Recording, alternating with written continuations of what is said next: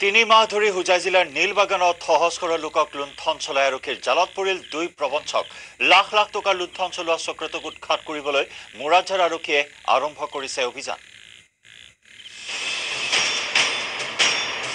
প্ৰধানমন্ত্ৰী আৱাস যোজনাৰ ঘৰৰ নামত লুণ্ঠন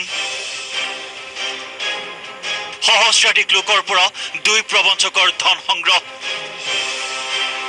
ধন লৈ হাতে লোতে ধৰা পৰিল প্ৰবঞ্চকৰ দল প্ৰধানমন্ত্ৰী আৱাস যোজনাৰ ঘৰ দিয়াৰ নামত হুজাই নীলবাগানত প্ৰবঞ্চনাৰ জাল পেলাইছে দুষ্ট চক্ৰই ৰিপাব্লিক পাৰ্টি অফ ইণ্ডিয়া নামৰ এক স্বেচ্ছাসেৱী সংস্থাৰ নাম লৈ ব্যাপক হাৰত ধন সংগ্ৰহ চক্ৰটোৰ নীলবাগানৰ সহস্ৰাধিক লোকৰ পৰা ধন সংগ্ৰহ কৰি থাকোঁতেই হাতে লোতে ধৰা পৰিল প্ৰবঞ্চকৰ দল কিমান টকা কালেকশন কৰিছে এতিয়া নাই কিমান কে লৈছে পইচা কিমান কে 500 কি বিনিময়ত লৈছে কি কৰিব কি ঘৰ দিব প্ৰধানমন্ত্ৰী আৱাস যোজনা আৱাস যোজনা আপুনি দিয়ে না মানে আমাৰ চেণ্ট্ৰেলৰ পৰা কিছুমান ঘৰ দিব কোনো বাছ বিচাৰ নকৰাকৈ দুষ্ট চক্ৰটোৱে সংগ্ৰহ কৰিছিল ধন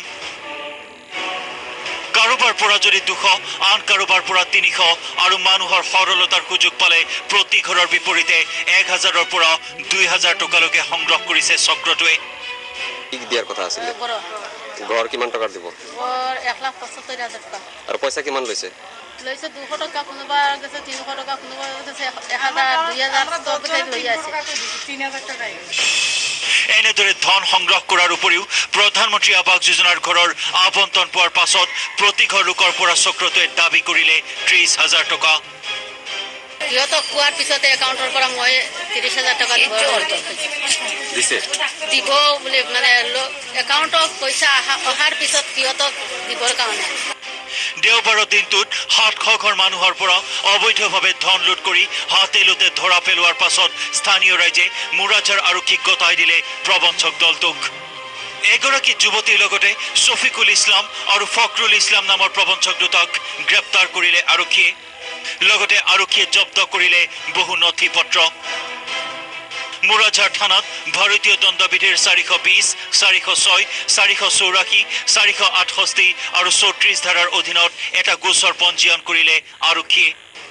খুদা পোছাৰ অন্তত নিশাৰ ভাগতে যুৱতীগৰাকীক মুকলি কৰি সোমবাৰে হুজাই আদালতত হাজিৰ কৰালে 2 প্ৰবঞ্চকক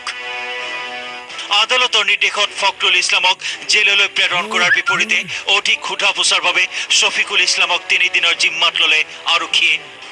এৰেষ্ট কৰা হৈ গ'ল আৰু খবৰ কৰা হৈছে আৰু চফিৰ কাৰণে মানে ফায়াৰ নিৰ্বিচাৰৰ কাৰণে তাক অনা হৈছে ৰিমাণ্ডক আৰু বস্তুৰ তথ্য পাবলৈ আছে বা ৰিকভাৰী কৰিবলৈ সম্পূৰ্ণ তাক চালান কৰি দিয়া হ'ল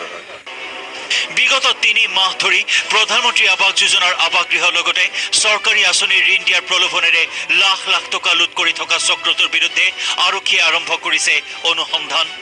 এই অনুসন্ধানত জালত পৰাৰ সম্ভাৱনা আছে প্ৰবঞ্চক চক্ৰৰ বহু ৰৌবৰালী দবকাৰ পৰা Abdul Hakim news 18 Assam north east